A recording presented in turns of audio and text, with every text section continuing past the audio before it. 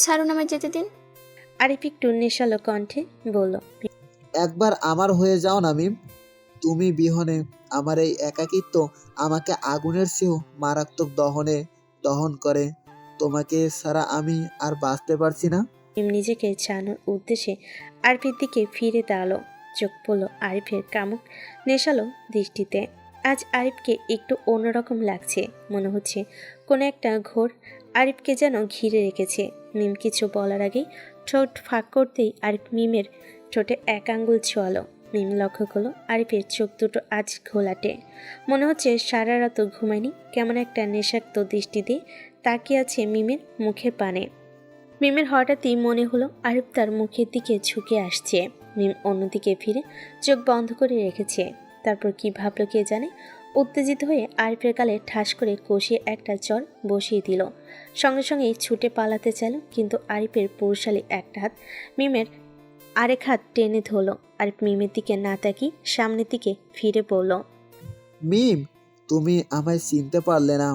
যখন তুমি আমাকে বুঝবে পাওয়ার জন্য বারবার খুঁজবে, হয়তো তখন আমি আর তোমার জীবনে এক্সিস্ট করব না। বলে মিমের হাতটাকে ছেড়ে দিল।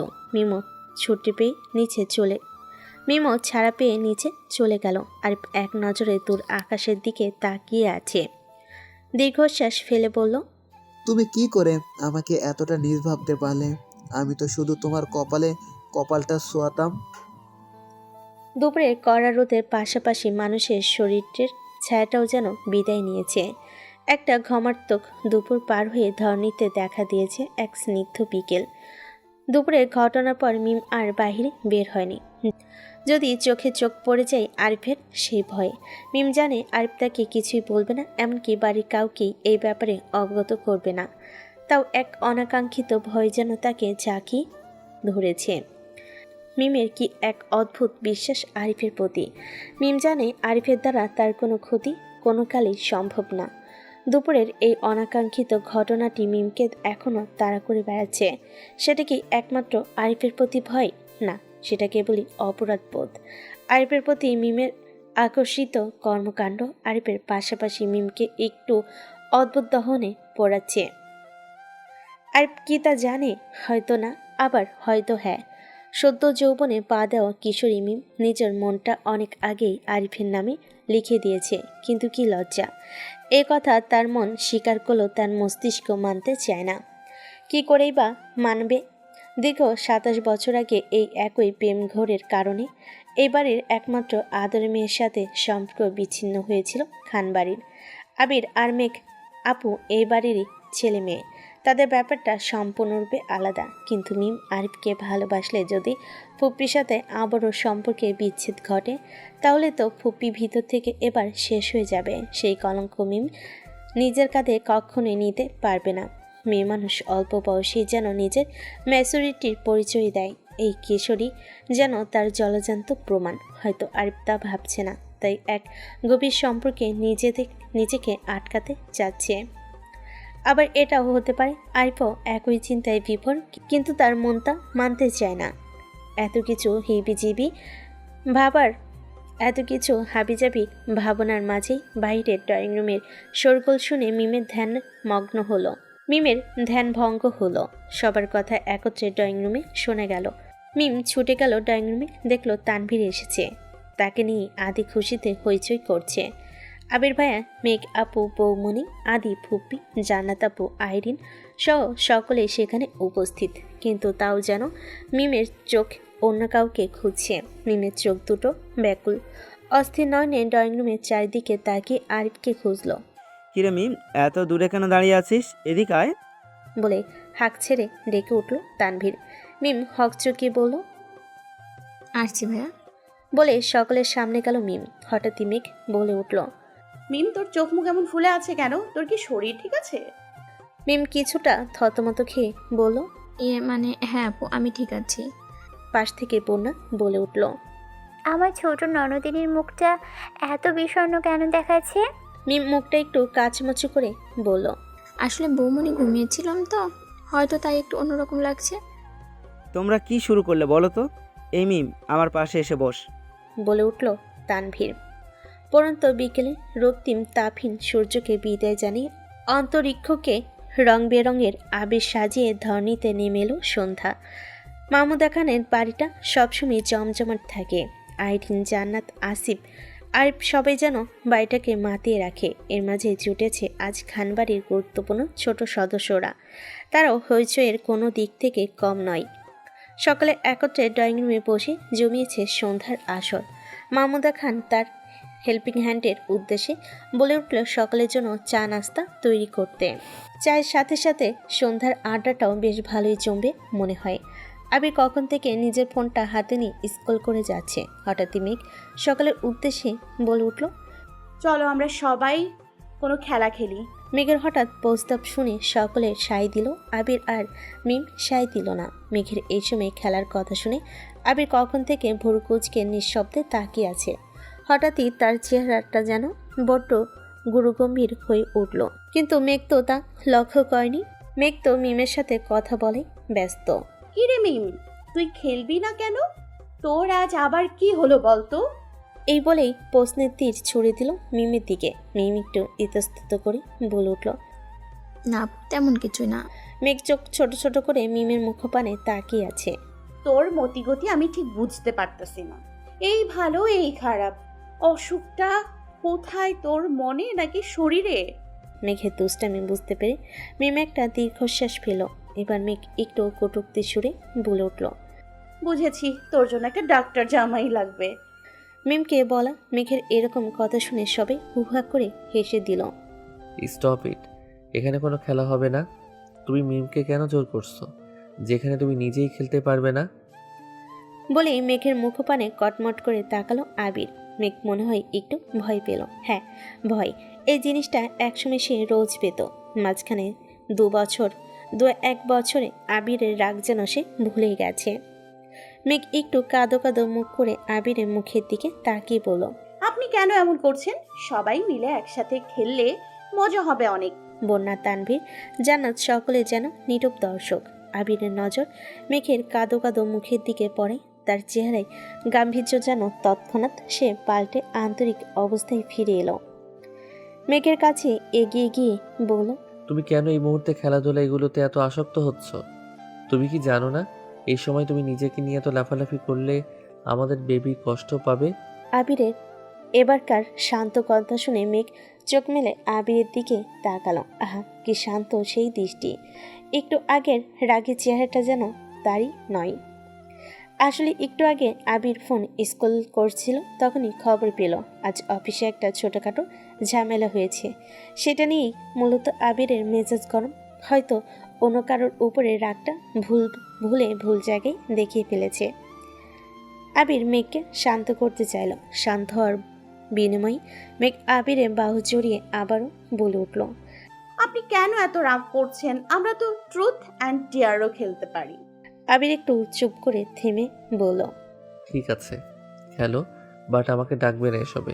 তানভীর আবিরের হাত জড়িয়ে বলল, ভাইয়া তুমি না থাকলে খেলায় কোনো মজা আসবে না।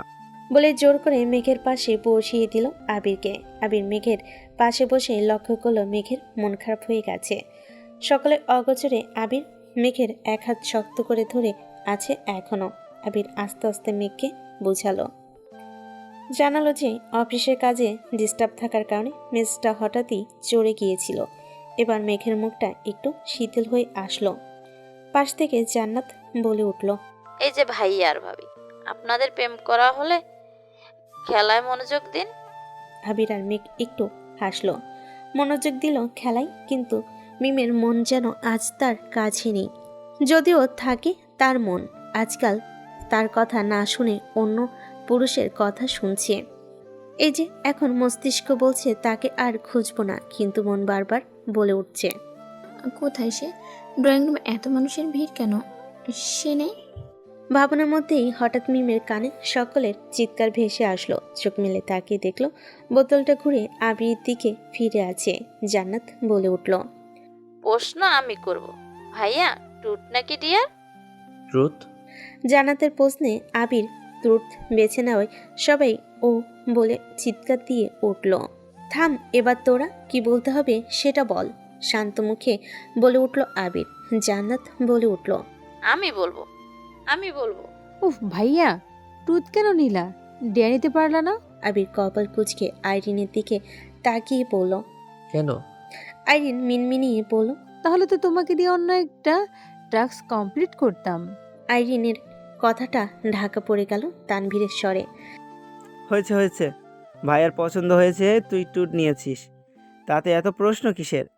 আবির জান্নাতের দিকে তাকিয়ে বলল। জান্নাত, কি প্রশ্ন করতে চাও করো। আবিরের কথায় এবার যেন সবে একটু স্বাভাবিক হয়ে আসলো। জান্নাত বলল, আচ্ছা ভাইয়া, আপনি যখন আমাদের মেঘবতীকে প্রপোজ করেছেন তখন তো আমরা মেয়েরা ছিলাম না, তো এখন মেঘবতীকে নিয়ে কিছু অপ্রকাশিত কথা আজকে প্রকাশ করে দিন।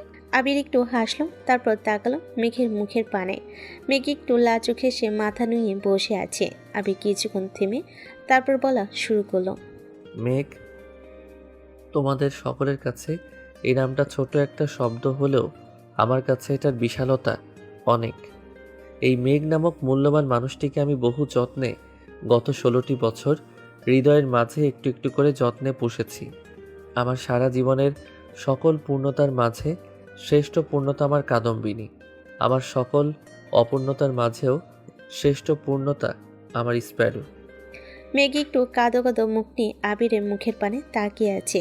আবির মেঘের দিকে পাশ ফিরে মেঘের দুহাত নিজের হাতে নিয়ে বলল, মেঘ, আমার দিকে তাকাও। ততক্ষণে মেঘের চোখ দিয়ে নোনা জল গড়িয়ে পড়েছে। আবির মেঘের চোখটা মুছে দিয়ে মাথা দিয়ে ইশারা করে বোঝালো না। তারপর আবির মেঘের চোখে চোখ রেখে বলে উঠল, আগে তো বলেছি, তোমার চোখে তাকিয়ে মিথ্যে বলার সাধ্য আমার নেই। ভালোবাসি, ভীষণ ভালোবাসি। আহিয়ার আম্মু, আমৃত্যু ভালোবেসে যাব। হঠাৎই মেঘ ফুপিয়ে কেঁদে উঠল। আবিরও মেঘকে কাছে টেনে বুকে জড়িয়ে নিল। সবে একটা নীরব দৃষ্টি থেকে বেরিয়ে জোরে জোরে হাততালি দেওয়া শুরু করলো। আসিফ তো ঠোঁটে আঙ্গুল দিয়ে মুহূর্তে সিটি বাজানো শুরু করলো। এসব দেখে মেঘ কিছুটা লজ্জায় পড়ে গেল। আবির পরিস্থিতি স্বাভাবিক করার জন্য তানভীরকে বলল, হা করে তাকিয়ে না থেকে বোতলটাকে ঘোরাবে আদব। আবিরের কথাই যেন তানভীরের টনক নড়ল। এবার বোতল ঘোরাতেই বোতল গিয়ে পড়ল মিমের দিকে। তানভীর একটু হেসে আইরিনের উদ্দেশ্যে বলে উঠল, ছোট বোনকে আমরা আবার কি প্রশ্ন করব? আইরিন, তুই প্রশ্ন কর। আইরিন খুশিতে গদগদ হয়ে মিমের দিকে তাকিয়ে প্রশ্ন করল, মিম কি নিবি, টুথ নাকি ডিয়ার? মিম অন্যমনস্ক হয়ে উত্তর জানালো ডিয়ার। এবার আইরিন বলল, ওকে ফাইন, একটা গান শোনাও। সকলে মিমের দিকে তাকিয়ে আছে। হঠাৎ মিম গানের সুর তুলল, বোঝাতে পারি না তোমায় আমি কতটা ভালোবাসি, বোঝাতে পারি না তোমায় আমি কতটা ভালোবাসি, তুমি আমার। এত সুন্দর একটি গান শুনে যেন করতালির প্রতিযোগিতা চলছে। সবাই মিমের প্রশংসায় পঞ্চমুখ। মাহমুদা খানের ড্রয়িং রুম করতালিতে মুখরিত। ঠিক তখনই বাইরে থেকে আরিফ বড় বড় পা ফেলে তার নিজের রুমের দিকে চলে গেল। দেখে বোঝা যাচ্ছে সে এইমাত্র বাড়ি ফিরেছে। নীল মনে মনে বলল, আমার উপরে এত রাগ, একবার ফিরেও তাকালে না। মিম উদাস নয়নে তাকিয়ে আছে, কিন্তু আরিফের কোনো হেলদোল নেই। চুপচাপ নিজের রুমের দিকে চলে গেল। ঠাস শব্দটা শুনতেই সকলে হক চকিয়ে আরিফের রুমের দিকে তাকালো। দেখলো আরিফ দরজাটা আটকে ইচ্ছে করে অনেক জোরে শব্দ করেছে। মাহমুদা খান বলে উঠল, কি রে আরিফ, কি হয়েছে তোর? এত রেগে আছিস কেন? বাইরে কারোর সঙ্গে কিছু হয়েছে? কিন্তু আরিফের রুম থেকে কোনো সারা শব্দ এলো না। মিমের শরীরটা যেন ভয়ে কাটা দিয়ে উঠছে। আর কেউ না জানুক, মিম তো জানে এই রাগ কার উপরে। ফুপি, আরিফকে নিয়ে তুমি টেনশন করো না, আমি পরে ওর সাথে কথা বলে নেব। দুপুর থেকে দেখছি ও কোনো কারণে অস্থির। ওর মাথাটা একটু ঠান্ডা হোক, তারপর ওর সাথে আমি নিজে কথা বলবো। আবিরের কথা শুনে মাহমুদা খান একটা স্বস্তির দীর্ঘশ্বাস ফেলে বলল, আমার এই ছেলেটা সহজে রাগে না, কিন্তু একবার রেগে গেলে তাকে সামলাতে অনেক কষ্ট হয় আমার। তানভীর ফুপ্পিকে আশ্বাস দিয়ে বলল, কিচ্ছু হবে না, তুমি টেনশন করো না, আমরা তো আজ সকালেই এখানে আছি। ও কেন রাগ করেছে সেটা জেনে ওকে সমাধান দেওয়ার চেষ্টা করো ইনশাআল্লাহ।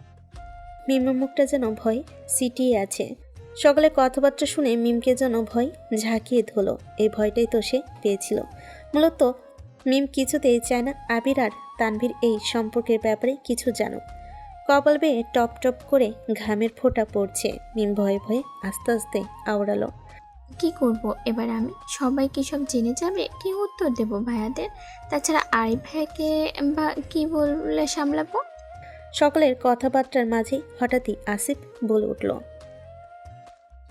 তোমরা সবাই এত প্যানিক করো না তো। আমি ওকে খুব ভালো করেই চিনি। ফাজিলটা হয়তো ক্রিকেট টুর্নামেন্ট খেলতে গিয়ে বন্ধুদের সাথে রাগারাগি করেছে। আসিফের কথা শুনে সকলে এবার স্বস্তির নিঃশ্বাস ফেলল। হঠাৎই মেঘের শরীর খারাপ লাগায় সে রুমের দিকে চলে গেল।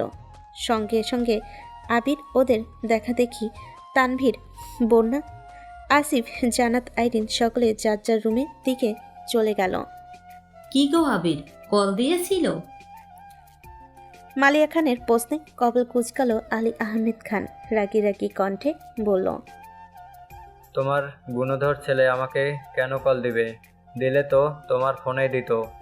এভাবে বলছো কেন? তুমিও তো একটা কল দিতে পারতে।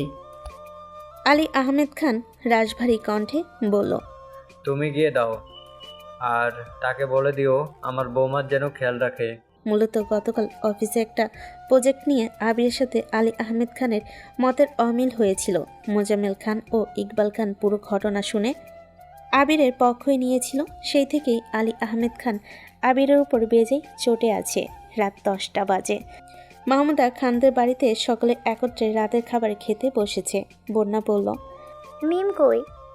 আইরিনের দিকে তাকে মেঘ এবার বলে উঠল, আইরিন, মিম তো তোর সাথেই ছিল, খেতে কেন আসলো না? আসলে আপু, আমি মিমকে ডেকেছিলাম, কিন্তু ও বলছে ও খেতে ইচ্ছে করছে না এখন। আবির তানভীরের দিকে তাকিয়ে বলল, তানভীর একটু যা তো, দেখ কি হয়েছে, মিমকে নিয়ে আয়। তানভীর উঠে যেতে যেতে বলল, ঠিক আছে ভাইয়া। সবাই খাওয়া শুরু করলো। হঠাৎ তানভীরের ধমক শোনা যাচ্ছে। সবাই ওদিকে ফিরে তাকাতে দেখলো তানভীর মিমকে নিয়ে আসছে। ওরা সামনে আসতেই আবির প্রশ্ন করলো, কি হয়েছে, মিমকে বকেছিস কেন? ভাইয়া ও শুধু শুধু বলছে ওর নাকি খিদে নেই, রাতে খাবে না।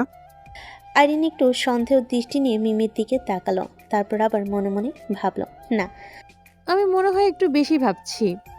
সবাই খাওয়ায় মনোযোগ দিল।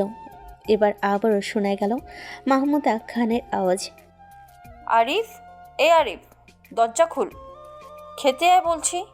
একটু পর তোর আব্বু আসবে, যদি শুনে তুই বাহিরে ঝগড়া করে এসে বাড়িতে খাবার খাচ্ছিস না, তাহলে কিন্তু খুব বকবে। দীর্ঘ সময় পর এবার আরিফের রুম থেকে শব্দ শোনা গেল, আমি এখন খাবো না আম্মু, আমার খিদে পাচ্ছে না, তুমি প্লিজ যাও। মাহমুদা খান হতাশ হয়ে ফিরল। আরিফের মুখে আমার খিদে নেই, প্লিজ আম্মু যাও। কথাটা শুনে যেন আইরিনের টনক নড়ল। এই কথাটা সে যেন আরও কোথাও শুনেছে। আরে হ্যাঁ, একটু আগে তো মিমু একই কথাই বলেছে যে ওর খিদে নেই।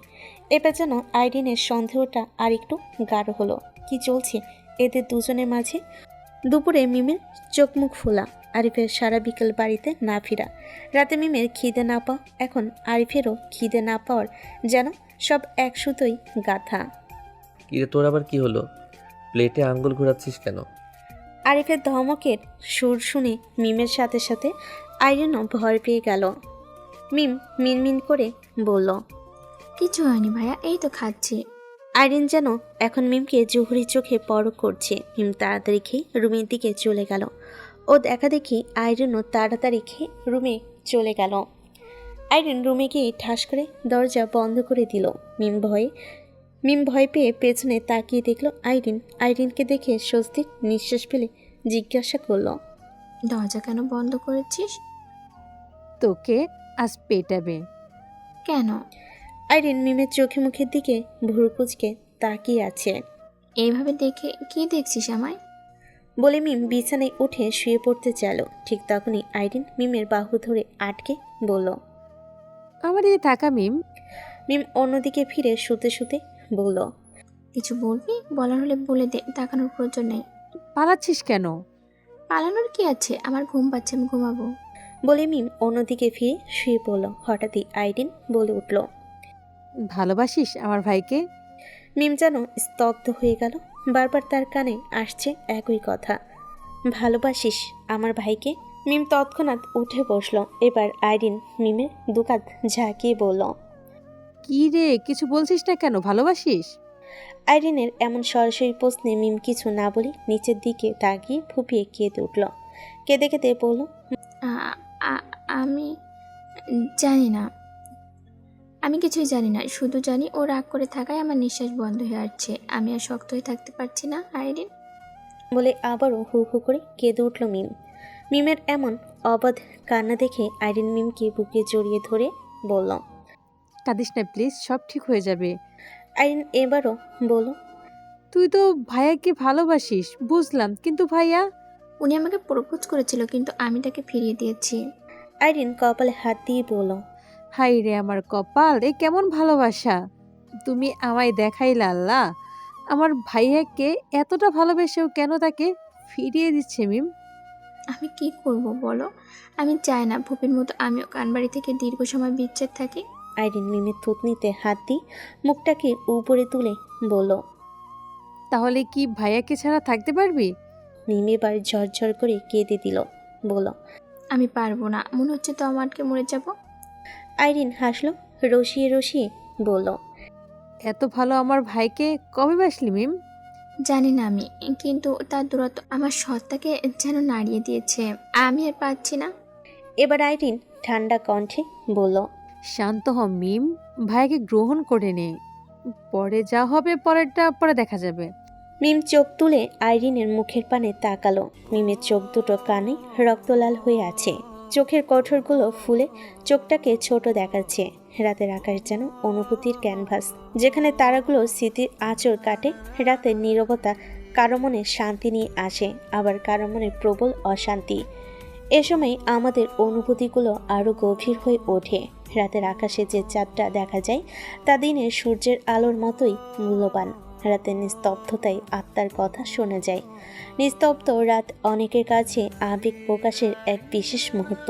তেমনই একটা রাত আজকে। আকাশে রূপোর থালার মতো মস্ত বড় একটা চাঁদ উঠেছে। আরিফ ছাদের কার্নিশে হাত দিয়ে সেই চাঁদের দিকে তাকিয়ে আছে। হয়তো সেই চাঁদের মধ্যেই খুঁজছে তার প্রিয়সীর মুখ। সে কি করে বোঝাবে মিমকে সে কতটা ভালোবাসে? আরিফের কাছে সবচেয়ে কষ্টের ব্যাপার হলো সে জানে মিম তাকে ভালোবাসে, তবুও কেন মিম সায় দিচ্ছে না আরিফের ডাকে। যদি মিম আরিফকে ভালো নাই বাসতো, তাহলে হয়তো আরিফ মিমকে কখনোই কোনোভাবে জোর করতো না। মিমের প্রতি আরিফের ভালোবাসাটাকে হৃদয়ের এক কোণে যত্নে গুছিয়ে রাখতো। ভালোবাসার দহনে আরিফ নিজেকে একা একা পোড়াতো, কখনো মিমের গায়ে আঁচড়ও পড়তে দিত না। কিন্তু মিমও যে আরিফকে ভালোবাসে সেটা বোঝার পরও আরিফ কিভাবে চুপ করে থাকবে? আরিফ একটা দীর্ঘশ্বাস পেলে আবারও আকাশের পানে তাকালো। আবিরের ডাকে মেঘ আবিরের বুক থেকে মাথা তুলে তাকিয়ে বলল, ঘুমিয়ে গেছো? মেঘ ঘুমো ঘুমো কণ্ঠে বলল, না। কাল আমাদের একবার নার্সিংহোমে যেতে হবে। মেঘ নাক সিটকে বলে উঠল, উফ, আমি নার্সিং হোমে যেতে পারবো না। আবি ভুল কুচকে মেঘের দিকে তাকিয়ে জিজ্ঞাসা করলো, কেন যাবে না? নার্সিং হোমে গেলে আমার বমি পায়, হ্যাক্সিসল আর মেডিসিনের গন্ধে আমার গা গোলায়। আবি একটু প্রসারিত হয়েছে মেঘের মাথায় হাত বুলাতে বুলাতে বলল, বউ, কালকের দিনটা একটু কষ্ট যে করতেই হবে। কালকে না গেলে তোমাকে আবার নিয়ে যেতে যেতে নেক্সট ফ্রাইডে হবে। এর মাঝে আমি আর ফ্রি হব না।